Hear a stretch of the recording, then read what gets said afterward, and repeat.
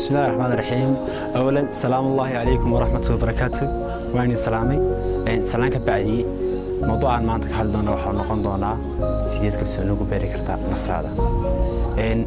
كلسونان تا نفط هذا أو كلسونان تا جريتان كذا يموتين تا يوعدين تا دنيا عداتها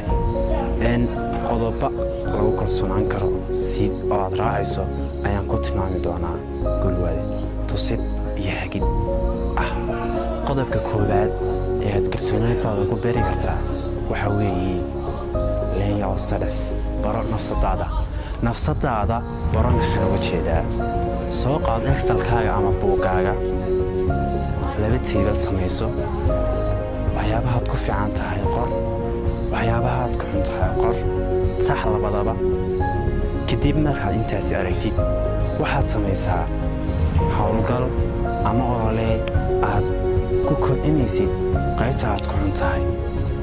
labaad waxaad samaysaa ololaha labaad oo noqon doona kobcinta waxyaabaha aad ku fiicnayd si aan lagaga badin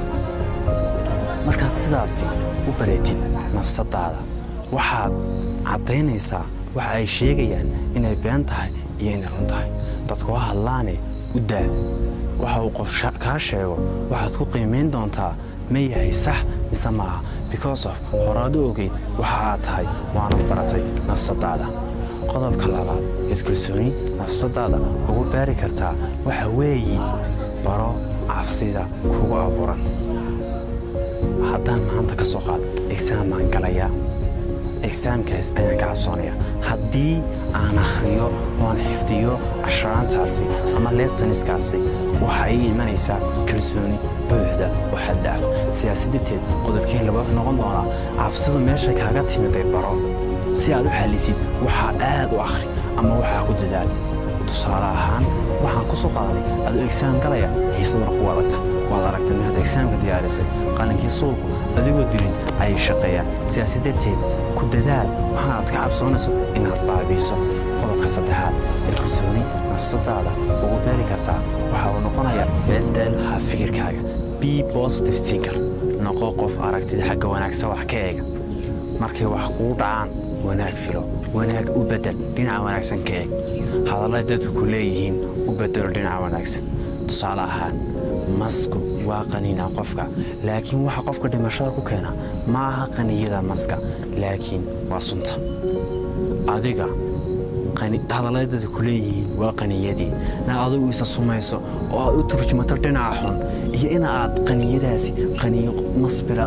basmila sumaad ka soo qaado oo aad iska dhaaftaa adiga ayay maanta u khusaysaa markaasi hadallada iyo waxyaabaha dadku ay kaa sheegayaan kalsoonidaada kuma xidhna kalsoonidaadu waxa ay ku xidhan tahay waxa adigu aad nafsadaada iyo qof ahaanta aad gudaha iska aragto taas ayaa ciyaaraysa door 80% waxa ay dadku sheegayaan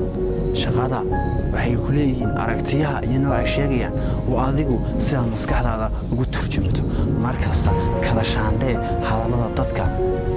ogaan waxaad qodobkii horaan ku soo baranay waxaan ahay oo ahaa baranasadaada si aad badaadeed qodobkaasi iyo qodobkan waa ay isku xidhan yihiin